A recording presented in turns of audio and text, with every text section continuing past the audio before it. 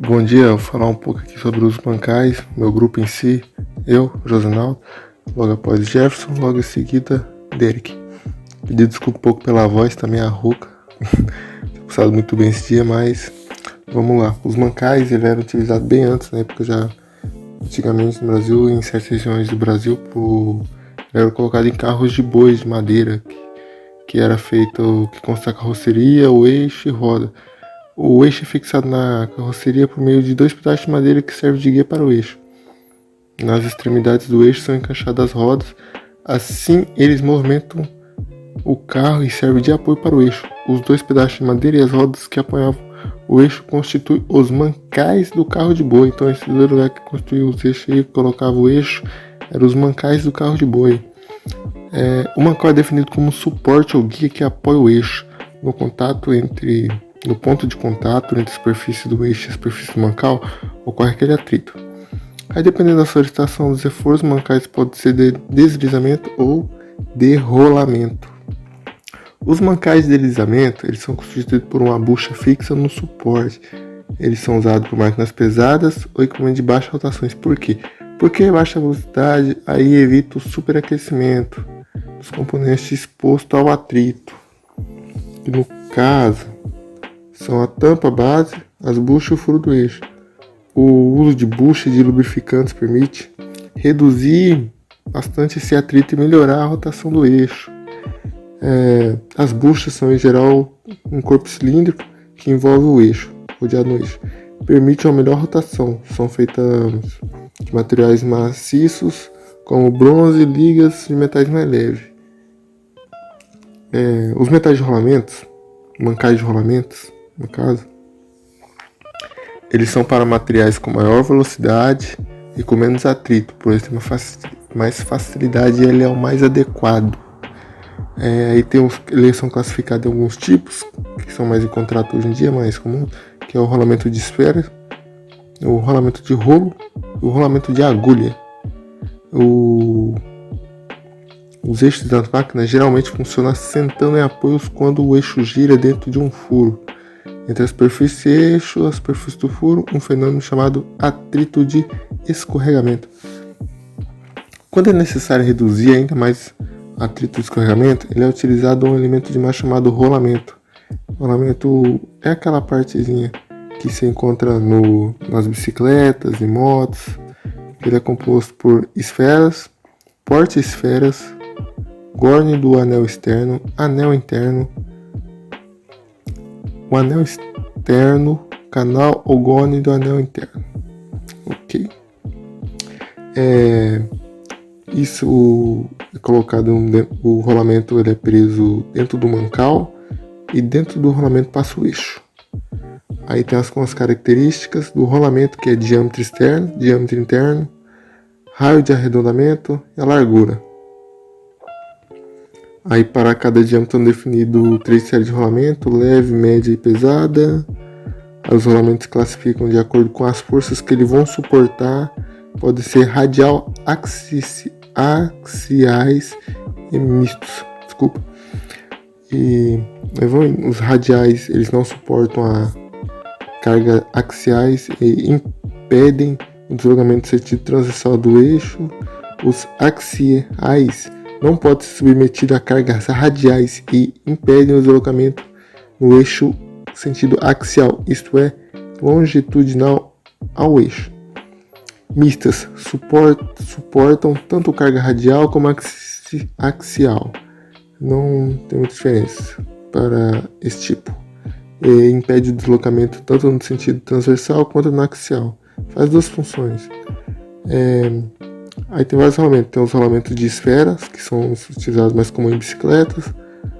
Eles são apropriados em rotações mais elevadas. Os de rolos, que são formados por cilindros, rolo cônico, barriletes. Esses rolamentos suportam as cargas maiores e devem ser utilizados em velocidades menores. Os de agulhas, que são corpos rolantes, são de pequeno diâmetro e grande comprimento. São recomendados para mecanismos oscilantes, onde a carga não é constante e o espaço radial é limitado. Agora eu deixo a palavra para o Jefferson. As vantagens e as desvantagens dos rolamentos. As vantagens são que ele tem um menor atrito e aquecimento, né?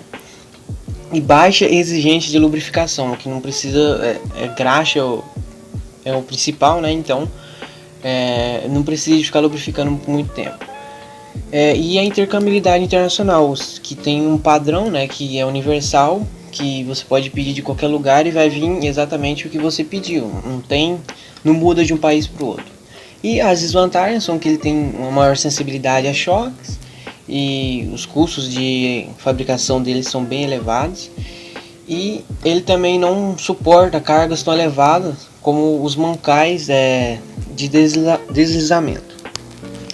Os tipos e a seleção deles servem para que o fabricante possa identificar o rolamento desejado. Os tipos e seleção sendo eles as medidas de eixo, o diâmetro interno, o diâmetro externo, a largura, o tipo de solicitação, o tipo de carga e também o número de rotação deles.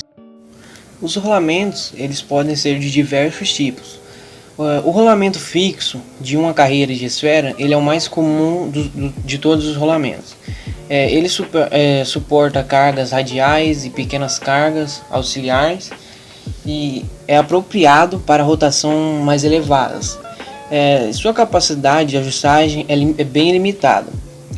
É necessário que tenha um perfeito alinhamento entre os eixos dos furos e da caixa.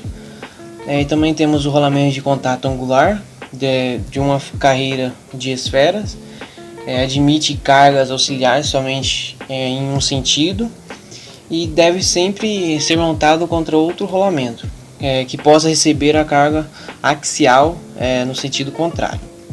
Também temos o rolamento autocompensador de esferas, um rolamento de duas carreiras de esfera no caso, com a pista esférica no anel externo, e que confere a propriedade e ajustagem angular. Também temos o rolamento de rolo cilíndrico, apropriado para cargas radiais elevadas. Seus componentes são separáveis, o que facilita também, né, na hora de montagem e na hora de desmontagem também.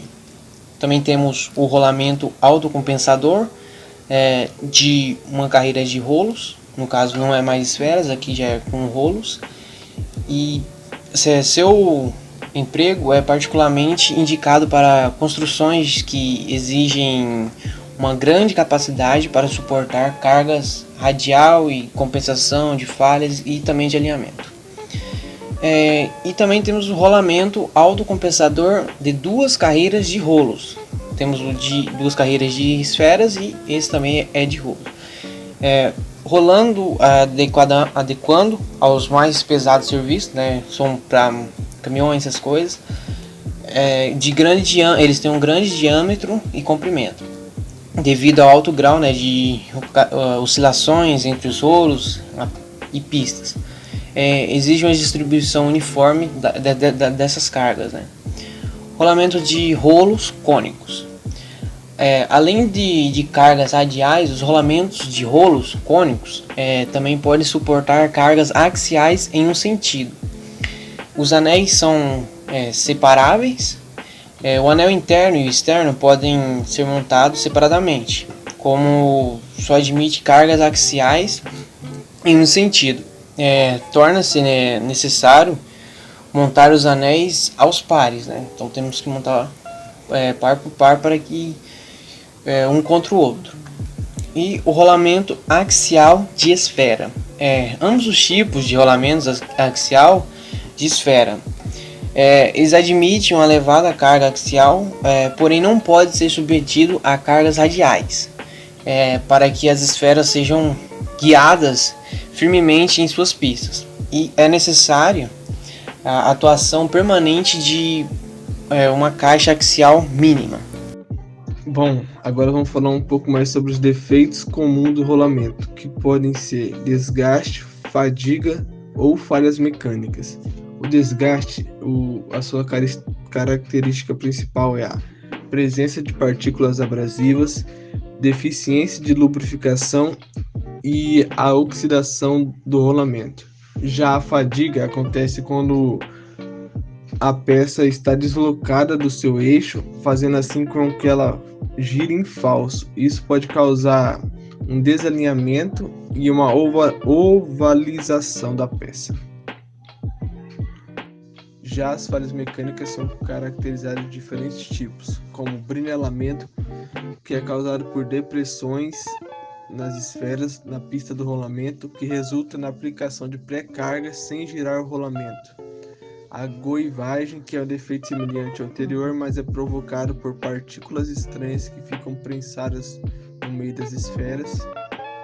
O sulcamento, que é provocado pela batida de uma ferramenta qualquer sobre a pista rolante.